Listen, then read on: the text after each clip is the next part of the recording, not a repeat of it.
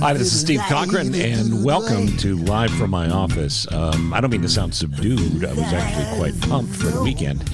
We'll get into that in just a second. But Dr. Most scared the pants off me. Dr. Kevin Most will join us later in this episode. The numbers are very, very bad for COVID, and it's a conversation you need to hear. More on that coming up in a second. For the last 5 years, I have told people my opinion of Donald Trump. And the assumption is that I hate the man. I don't hate the man. I don't know the man. I spent very little time with him. And when I have crossed paths with him, not my favorite guy. But what I do hate is what he has done to the country and what he has done to the office of president.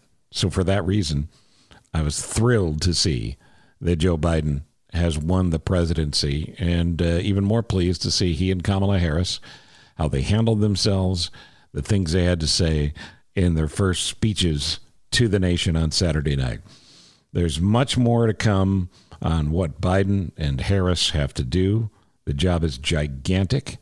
We'll get to that a little bit later in the week. On Wednesdays, Live from My Office, Mark Doyle, who knows Joe Biden well, and has spent time in the Biden family home, on the road with Biden. He worked for him directly. He has a lot to say about it as well. And frankly, Mark Doyle helped get him elected. And Pat Brady, who we always go to in times of politics to talk about his take on where we are now. But that's the question. Where are we now? Is it over? Well, it's not over until the orange guy leaves. It's hard to figure out what Trump thinks and how Trump thinks this will end. This contest was not rigged. This vote went down the way it always goes down. There's always absentee ballots to count. There's always provisional ballots for a number of different reasons. And of course, this year, because of COVID, not because of Democrats, because of COVID, there were tons and tons of mail-in ballots that had to be counted as well. By the way, there's nothing that's different between absentee and mail-in ballots outside of the name. They still have to be delivered by the Postal Service. And in that case, the idea that Trump and Mrs. Trump would vote absentee, and that would be okay, but mail-in ballots were something related to the fixes in, is just ridiculous. So, not rigged. The vote count will continue until it's certified. It's completely fine for Donald Trump to challenge the results with court challenges, but you have to have evidence. You can't just say it must be wrong because I lost. I've seen way too much of that this weekend, and really it's way too much of it going on in society now. There are hardcore Trump supporters who say, well, obviously it's fixed. He didn't win. No, he got less votes. He got a lot of votes, more than 70 million. And also 4.5, maybe 5 million by the time the vote count is complete, less than Biden got. That's what happened. It's a tough game. You can't always win, and you didn't win this time. The truth is, all of this is his fault. He could have won re-election. And until it's over, he could still do the right thing. He won't be the president, but he could do the right thing, and he could set his legacy at least less uglier than it is set right now. But that's not his move. You know that. I know that. How does it end? Trump's going to claim the election was stolen forever. Whether he goes on to a Trump TV network or whatever his next move, he'll never change that tune. The Southern District of New York is a New York State district that is about to charge Trump, as soon as he's out of office, with tax evasion and fraud. And if they go forward with those charges, Trump could very well be facing jail, as could his daughter and his sons and other people involved. So his legacy is not just that he's the poor loser. His legacy could be that he's the only president who ever got put in jail after he left office. Again, all of this could be helped if he would just do the right thing. There's a ton of theories out there. Trump can't win these court challenges, but he could certainly stretch them. There's no path that appears to be directly in line with Trump getting this somehow to the Supreme Court, and then a 6-3 conservative majority in the court would vote in his favor and he'd still be president. It's not going to work. There's a story that broke in the past couple of days that Trump and his cronies, and the fact that he has cronies, that's never a good sign, are pressuring or will pressure state governments and state Republican associations in particular to pressure electors to not, in fact, vote for Joe Biden, but to vote for Donald Trump. The illegality of that remains to be determined, but if that's the case, it's very troubling. And could he be pardoned by Mike Pence? Well, if he resigned and Mike Pence became president, even for the last 70 days, yeah, Pence could pardon him. You could see a Ford-Nixon scenario. But the difference here is Ford did it to try to calm the country. Pence would do it because he was doing his president a favor. Doesn't get him out of the New York charges, though. State charges cannot be pardoned by a federal pardon. So he still has that. So Trump has backed himself into a million different corners here. And if there was ever a time for him to be a decent human being, it would be now. The 20th Amendment sets the time and place for the president to leave office. And when Joe Biden takes that oath of office on January 20th, the peaceful transfer of power will still happen, even if it means that Secret Service agents would have to go in and physically remove Donald Trump from the office. Now, Donald Trump is not a brave man. It'll never come to that. As crazy as it sounds, I do think the Pence scenario is quite possible. That Trump will resign. He'll go and work on his legal case. He'll leave the country. He'll do whatever he does. And by the way, I don't think he's got any of that figured out yet. We've heard most recently, by way of sources, that Melania Trump and Jared Kushner and possibly Ivanka are trying to convince Donald Trump to concede the race and move forward. At this point, obviously they haven't had any luck in that regard. Here's the important dates you need to know. On December 8th, states will report their results to the federal government.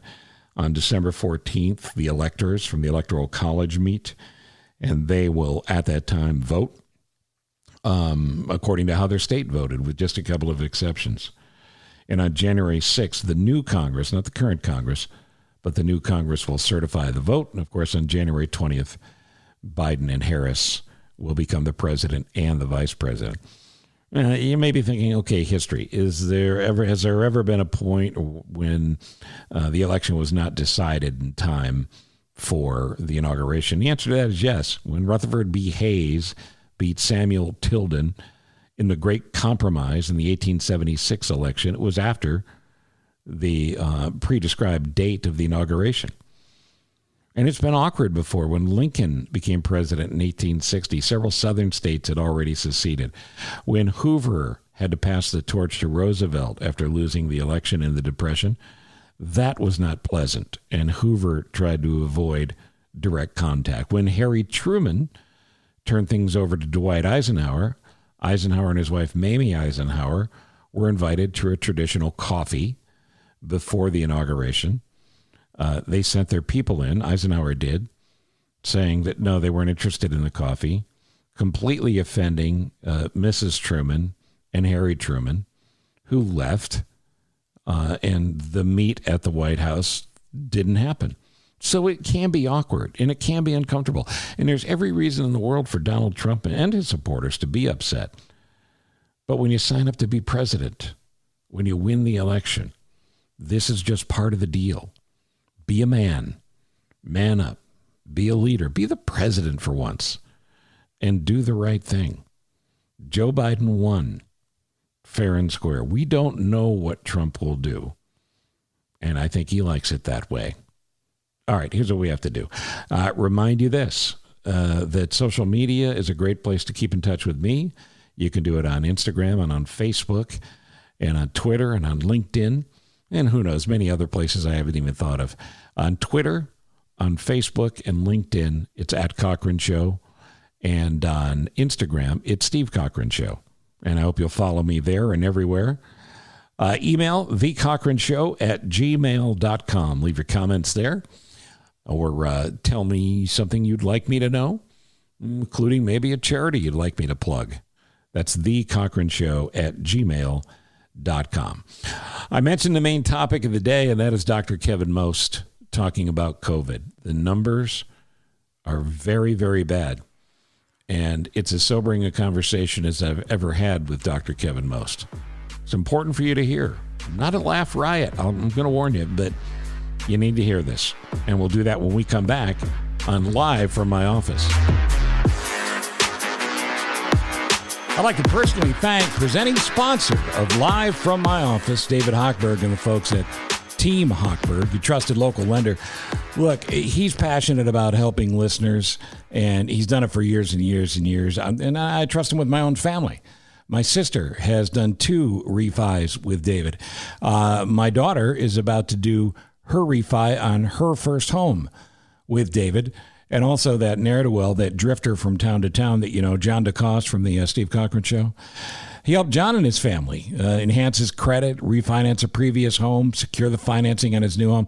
Point being, if I'm kicking all of the people I care about to David Hochberg, well, then I think you can trust him. You can trust what I'm talking about. I've had great experiences. Is he loud? Of course he's loud, but he's loud because he cares. Here's how you get started. Go to 855-56-DAVID. That's the phone number. Pick up the phone and call him and talk to him. The website is 56david.com. You can refinance to pay off debt that you might have. You can ask about your student loan situation, reverse mortgages to help you or your parents with housing challenges, buying a new home. Again, the bottom line is this. I trust him. And I think you should too. Just don't let him in your house for too long. Easy to contact. It's David Hochberg at 56david.com or call him up at 855-56-DAVID or 855-56-DAVID for Team Hochberg and the home help and the money help you need. Team Hochberg, presenting sponsors of Live from My Office.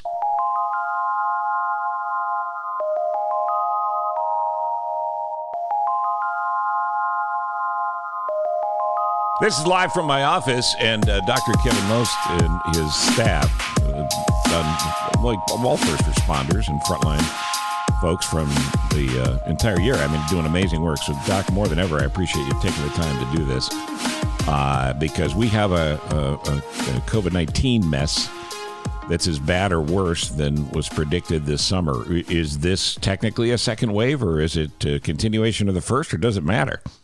I guess it really doesn't matter. I would probably say it's the second wave. We got down, to very low numbers there in August. And unfortunately, the country's focus obviously has been the last 5 days on the election. But while that was going on, COVID did not slow down because of it. And we are really seeing some very concerning ramp ups right now. So in Illinois, where you and I are, there is concern that tests in a couple of counties, at least, they just don't have them. Is that a big concern at this point, or is the bigger concern hospital beds? Well, the biggest concern obviously is hospital beds, and people have to understand that one of the reasons we test is to try to, if everyone remembers, dampen that curve, lower the curve, bend the curve. Those sentences we used to say in the past. So testing obviously will help us identify those asymptomatic people. And as we see the positivity rate go up, certainly it would be very nice to know more. So but really I'm sorry, go ahead. No, go ahead. No, I was just going to say, so the last 5 days it really is a big deal. I mean, you can't get them back. So what do we need to focus on going forward from here that's going to help? Yeah, we can't get the last 5 days back. And unfortunately, we can't get the last 25 days back because I'm afraid we've kind of hit a tipping point. And what I mean by that is if you go back 4 weeks ago, we were down to 8 COVID patients in the hospital with none of them in the intensive care unit. That's 4 weeks ago. Now, over the last 4 weeks, certainly there's been COVID attention, but there's also been election attention, rallies, everything. This morning, we are at 90 patients, 90, with 10 in the intensive care unit, and we will easily today go over 100 in the hospital. So that's more than 1,000% increase in a month. Yep. So, and yesterday, everybody's celebrating. We're recording this on Sunday the 8th, and yesterday the 7th, when the Biden win was declared, there was a massive celebration in every major city. Chicago certainly not being an exception. The Notre Dame football game last night, Notre Dame beats Clemson. There's a massive pile of kids on the field, some wearing masks, but the vast majority not in all of those cases. I can't imagine the frustration for you, because it's unbelievably frustrating for me that people haven't taken this seriously and don't understand that they're growing this disease, not stopping it every time one of these events happens. Steve, it's even worse than that. If you look at what's gone on here and just in the past week, you talk about the Notre Dame kids on the field. Well, unfortunately, since restaurants are closed, we had a lot more Notre Dame parties, I am sure, in homes where people won't wear a mask usually at all when they're in a home. We had Halloween, which I strongly recommended many people not answer their door or be as careful as they can. But I don't know about your neighborhood, but my neighborhood had a lot of groups of kids, pods of kids, 10, 15, 20 kids, together out, and it was a beautiful day. And what is going to happen over these next couple of days is people celebrate or are frustrated with the election results. Everyone's kind of put COVID to the side saying, hey, you know what, it's okay. If I get it, I'm pretty healthy. They don't understand that the reason that we're talking about this is because of the hospitalization stress. And I can tell people right now, it is not looking very promising. And explain what that stress does, because it's not just beds, right? No, it's not beds. But here, we'll give you a perfect example. This time of the year, normally hospitals are very busy. A lot of elective surgeries. People have hit their deductible and they want to get that knee replaced. They want to get that hernia taken care of. And also we're coming into flu season. So hospitals are very busy. If you told me a year ago today, said, hey, Kevin, I don't know what's going on at the hospital, but I have 90 more patients for you, I would say, great, but we can't handle them. So the volume is one thing, but I have to tell you what our biggest concern is right now is staffing, is nurses. Because they're overdone, right? I mean, they're working crazy shifts and you don't have enough of them. Well, we took spring break away from them when we shut the country down, essentially. Really, through the summer, we were still pretty heavy with COVID, so the vacations weren't there. And now we're going to expect them to step up again. And, oh, by the way, a lot of these are young moms who have kids at home who they're trying to homeschool as well. So the stress of what is going to go through these nurses, and every hospital's the same. So every single hospital right now is looking for what we call agency nurses or traveling nurses, and they are hard to find, and we are really going to have some major staffing issues at all hospitals as we start to see these volumes increase. Well, here's my concern for the country at large. Your hospital, Central DuPage Hospital, part of the Northwestern Network, and the Northwestern Network in general, is easily one of the top 10, top 5 hospitals in the country. You know how to do this. Hospitals down the list, which is all the others, they can't handle this. And this is happening all over the country, right? It is. It's happening. People have to understand this is not just something that's happening here in Chicago. This is happening across the country. And like you said, we're a 420 bed hospital. So we are not a super large 800 bed, but we're certainly much bigger than a lot of the rural community hospitals that are around 100 beds. So we have more buying power for PPE. We have more staffing flexibility. We can add rooms and decrease rooms a little bit easier. But every single hospital and hospital administrator is waking up this morning looking at next week going, okay, fight through next week. Well, those fights are going to continue probably for the next couple months. And you know how a boxing match goes. By the 10th round, you're barely lifting your arms. Right. And the fatigue and the stress on the system is real. So we need help right now. We need leadership right now. what do we need to tell people? I mean, can Governor Pritzker here in Illinois, can governors do something beyond what they've done? What do we do? Yeah, and that's what I was talking about. Have we hit a tipping point? Have we already hit a positivity rate so high right now that it's impossible to change it because of complacency or fatigue, whatever you want to call it, with where that rate is right now? Have we already gone too far? Would even shutting us down again and having us shelter at home, it certainly might help, but I'm not sure he's going to take that drastic of a move right now. So I think the next couple of weeks are going to be extremely telling. The next few days will probably even be more telling. And all I can say to everybody is, boy, please stay away from anybody who is potentially a vulnerable person. The chance of you being positive and not knowing it is increasing every single day. This is not a chicken or an egg situation because all is not equal. COVID wins until we beat it, and we can't beat it if we don't take it seriously enough, because I got in an argument the other day with somebody until I realized it was ridiculous to continue to have the conversation. But at least I hope I put the idea in this guy's head that the reason we're in this mess is because people didn't have the patience to do the right thing and continue to do the right thing now. You can't say we can't shut the economy down again if you're doing things that are causing us to have to shut the economy down again. It's just not that hard to do what we can do. And not nobody, but a lot of people still aren't doing it. Yeah, that's very true. And a lot of people, I can tell you, because I talk about it a lot and I see a lot of people, and they say, well, you know what, all we really have to do is wait till we get this vaccine. And people have to understand, one, when we get a vaccine, there's not going to be enough of it to go around initially.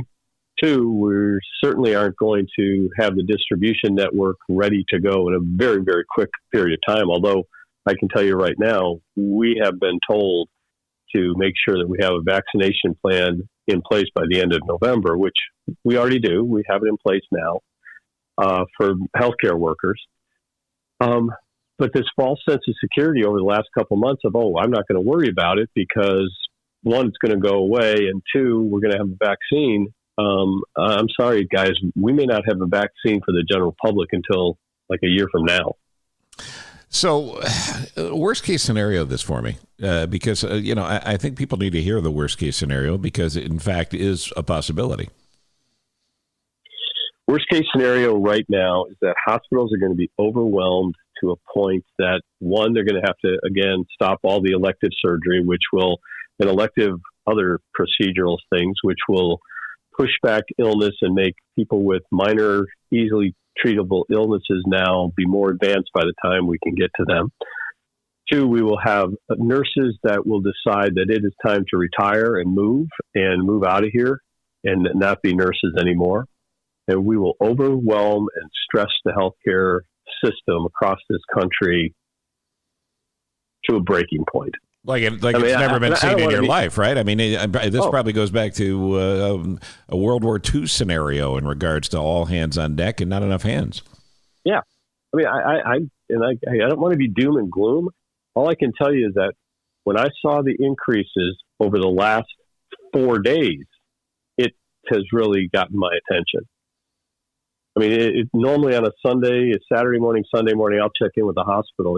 It's the first thing I'm doing now. It's, right away, okay, where do we stand today? Do we have beds? Do we have nurses?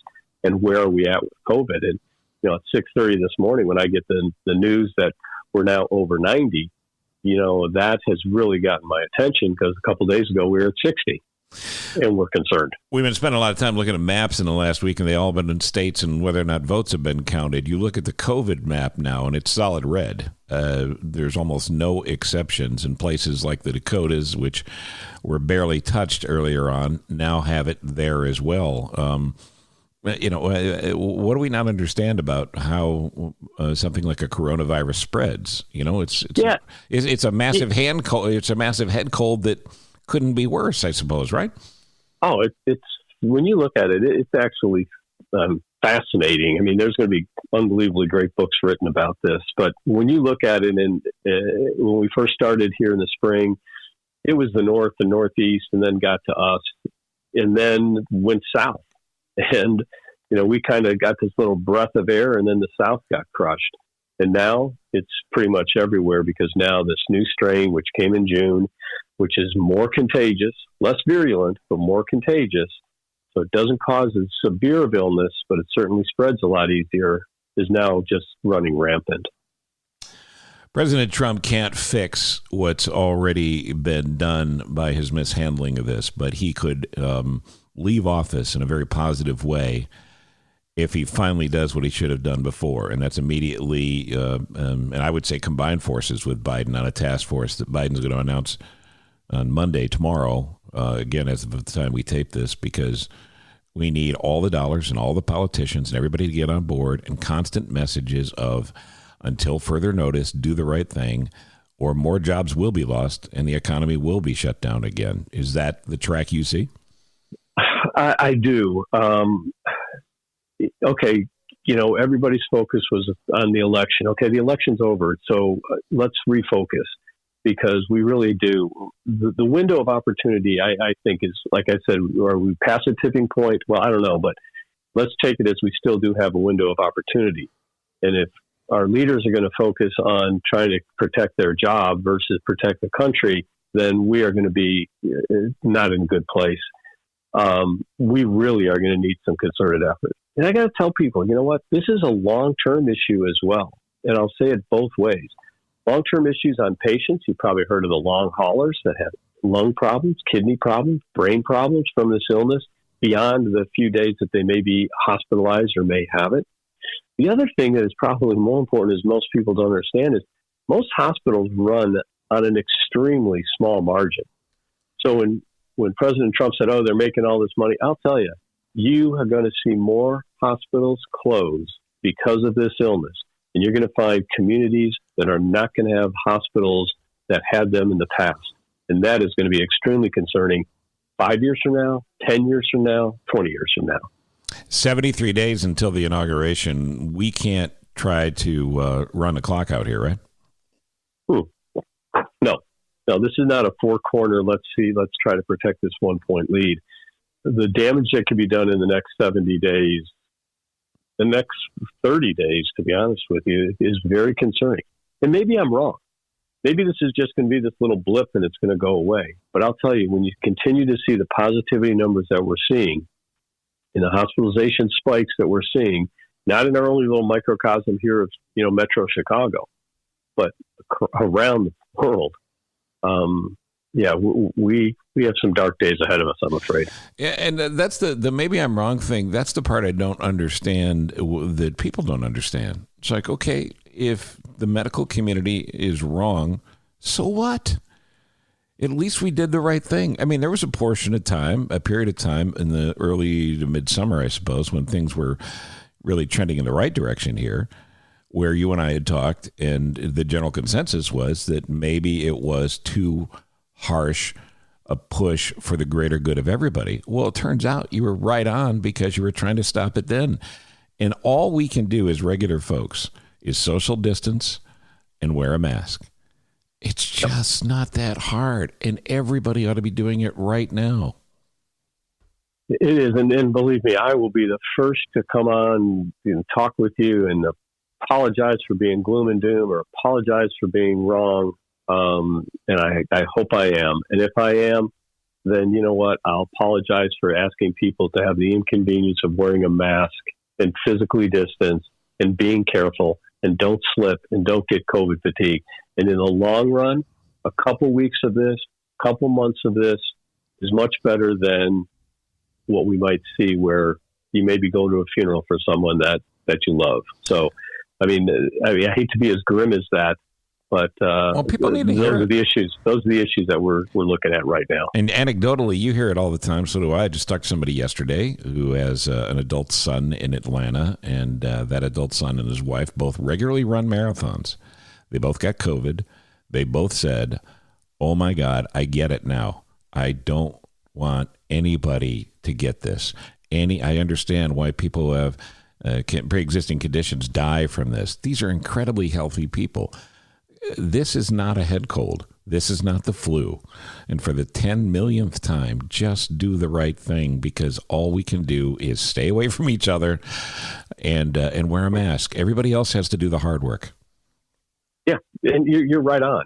And believe me, we have people are saying, well, things are so much better now, and they are. I can tell you, when we started this, Steve, it was like, okay, guys, here's your test in medical school. You have a brand new illness that you know nothing about. Now go out and treat it. We had no game book. We had no history. We had nobody who said, oh, I've seen this case before. I know exactly what to do.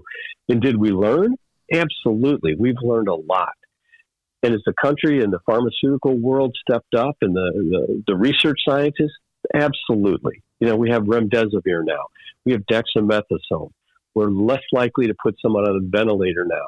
We've learned that if we put them on their stomach and give them high flow oxygen, they actually do better than when they were on a ventilator. We know that we give them blood thinners now, or encouraging people to take aspirin, because we know that this disease causes blood clots. So we have certainly learned a lot, which has allowed us to at least to be able to take care of this second wave now. But if this second wave is as big or bigger, which it certainly looks like it's going to be, then now it comes down to manpower and beds, not testing rates and not positivity rates. It's the wave. How big is the wave going to be? And I guess the last thing from me, I would say, is this. Major corporations are subject to the political moves first. And major corporations, if in fact they start to shut down or having to shut down, that's when the market will be affected. That's when your 401ks will get slammed. And, of course, the most important thing in the big picture of the economy are these mom and pop businesses that will eventually have to shut down as well. So I guess I would just tell people, just think about the people in your life. If you're lucky enough, like I am, where the people you're closest to aren't sick yet, and the people you know who have businesses have been able to survive, for them, great. Just do it for the people you don't know, who you see on the news every night and you hear about, who have lost people they loved and couldn't say goodbye to them because they couldn't be in the hospital with them, or the mom and pop restaurant, pizza place, whatever, that you used to go to is shut down now. Do it for them. It's just so selfish not to. Yeah. And people, we all have to realize the ripple effect. I mean, one thing that we track right now is how much staff do we have out because of exposure. And a lot of it is community-based exposure, not work-based exposure, their child or someone else in their family. And it's something I never would have thought that we would have had to track. And we're tracking it closely now. And I can tell you, if we're tracking it, other big companies are as well. Because even if we continue with pushing the economy as much as we can, we're going to have industries that aren't going to be able to field a team soon. And we'll feel this not only in the healthcare system, but everywhere. It occurs to me that we should say, too, before we wrap up, that if you have tests scheduled and doctor appointments scheduled, do not cancel them. Let the office cancel them if they have to. Same with elective surgeries and things of that nature? Yeah, 100%. Over the past 4 weeks, my message to doctors has been, hey, look at your list. See if you have patients that are scheduled to have cases in November and December, consider moving them up right now because it looks like this is coming. So we've obviously, a lot of our doctors have taken heed to that, and we've been putting a lot more colonoscopies and a lot more of elective things through. But now we are going to have to start to look at that elective surgery case because we won't have a bed for that patient post-operatively. So talk to your doctor. A lot of surgeries now are being done, and then the patient goes home the same day, including many joint replacements right now. So please go to your doctor. The doctor's offices are very safe. The hospitals are very safe. I can tell you, hospitals are much safer right now than grocery stores or many other retail outlets. So don't be concerned about continuing to take care of your own health because we need it right now. It's Dr. Kevin Most, Central DuPage Hospital, part of the Northwestern Network, of course. And thank you very much for everything you're doing. And I wish we could do more for the nurses that serve you doctors as well. Yeah, I think for us it's a big morale issue. We're thanking them as much as we can. We're doing everything we possibly can. Because I can tell you, Steve, we're beyond a point where paying them more is worth anything. I mean, they're certainly getting battle pay, but they're saying, hey, you know what? I'd rather have the day off. I need some time. I need some time to to refresh. So money's not everything in this case. It's Dr. Kevin Most, and thank you for what you're doing again, and thank you for taking the time to do this and tell people what's really going on. Yeah, you're welcome. Good to talk to you.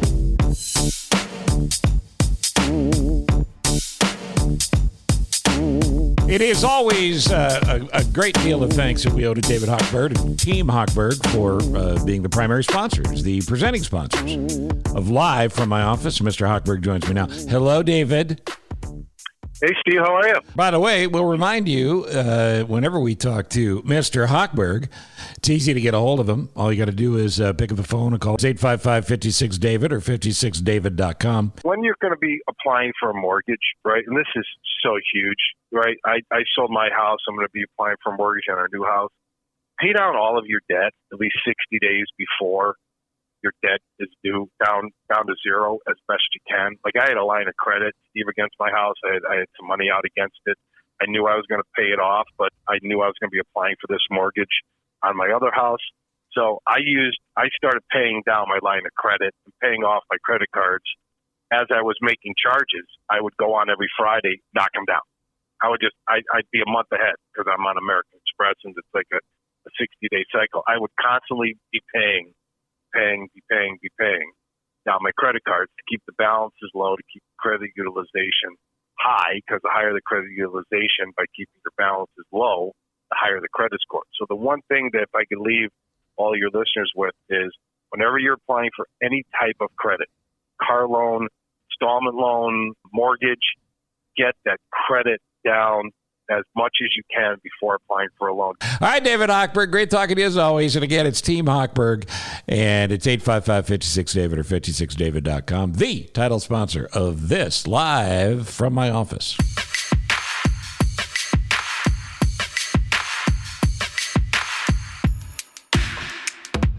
On each episode of Live from My Office, we plug a charity that I'd love to see you support in any way you can.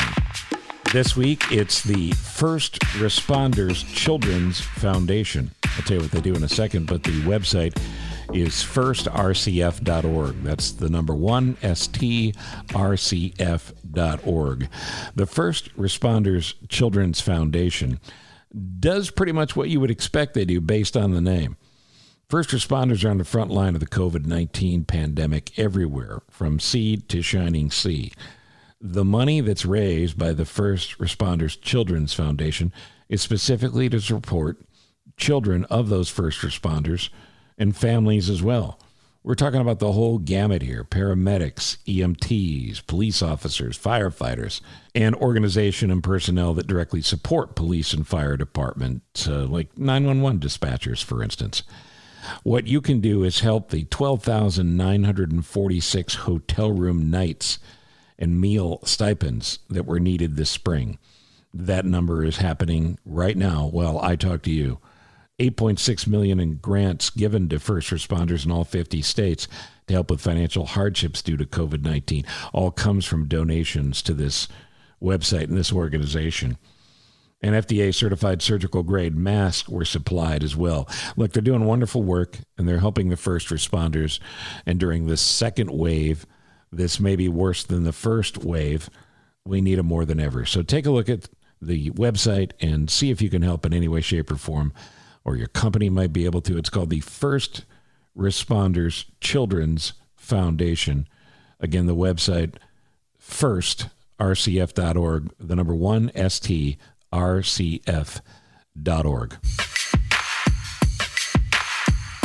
And before we go, we need to lighten the mood here a little bit. And I don't know why this would lighten the mood, but you may enjoy it, certainly more than I do. And I've avoided this, but I can't avoid it any longer. Joining us on the phone now is the old coach. Coach! Hello, Cochran. You know, you're in that age where you're really vulnerable. Are you okay? Yeah, I'm fine, Cochran. What are you talking about? What's going on? Well, this coronavirus, this COVID thing, it's tough on old people. Nah, I don't even. What are you talking about? I don't get variety no more. I stopped that prescription a long time ago. You know about this disease raging around the world, don't you? Where do you live, Cochran? I mean, Chicago. You know, Cochran, you talk so much shit, I don't know whether to give you a breath mint or toilet paper. I feel badly. That sounded like that one hurt you. Well, Coach, have you followed football? Are you paying attention? Yeah, that's all I do, Cochran. Okay. I'll tell you, they're struggling this year. Did you see them on TV? Nobody's going to the game. Yeah, nobody is going to the games. You're right about that. Reminds me of the 33 Giants. We was in Variety Field. It's not too far off of, I think that's what they named the newspaper after. And we moved to the Polo Grounds at 34. Right. We had about 7 people there for the whole season. They were season ticket holders. Yeah, it's kind of the same now. I guess you're right. You did notice that nobody's at the games. I don't think people care no more about their footballs. Well, the Bears, they're 5-2, but they don't look like they should be. They're not even any good. The Bears suck. 5-2. You can't go by records. They got a quarterback. What is that guy? 90? The quarterback? Nick Foles. Nick Foles. Is that the guy you're talking about? Is that his name? I didn't even know. Yeah, I Nick don't pay Foles. attention. Yeah, he's Nick number Foles. 9. Isn't he McMahon? Oh, McMahon. No, Jim's not with the team anymore. That's a different guy. Yeah, they've moved on since him. Yeah. We ought to get you updated.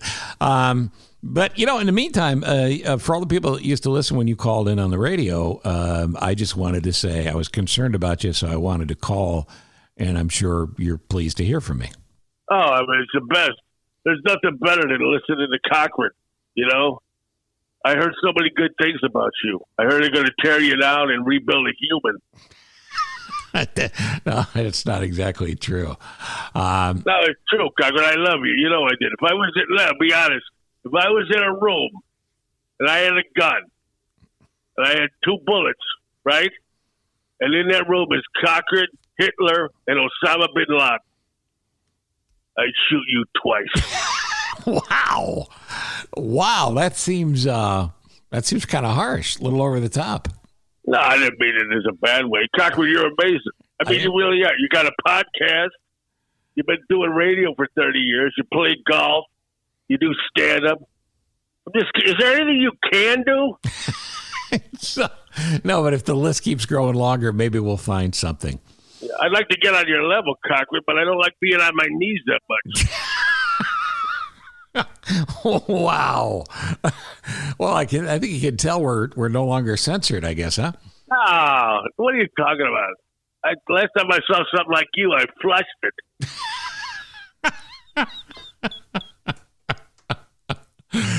Oh, Coach, I know I'm good for your blood pressure. That's all. You're the best, Cochran. No question about it. And I assume you're taking that penis enlargement stuff because you're twice the dick you were before. Hey, Cochran, I got to go. Yeah. By that, you mean you got to find a restroom? No, I just went. I got to go now clean up. Hey, Coach, thanks for calling. Yeah, I love your show. Yeah. Okay. Thanks, Coach. Do call anytime. Or not. Ross Cochran produces, edits, directs live from my office, and I appreciate that very much. Also, we want to thank Dr. Kevin Most. A grim message from Dr. Most today, but every bit of it factual, and it's hard stuff that we need to know and put into effect. So please, social distance, wear a mask, and tell somebody else you love to do the same. Just be careful. The only way we stop this is if we stop acting like it doesn't exist. Now, somebody might want to write that down. That's pretty good. The only way we stop this is if we stop acting like it doesn't exist. COVID is just as dangerous, if not more so now than ever. Save yourself, save the people you love, and in the process, you'll save the rest of us. I'm Steve Cochran, and I thank you for listening to Live from my office.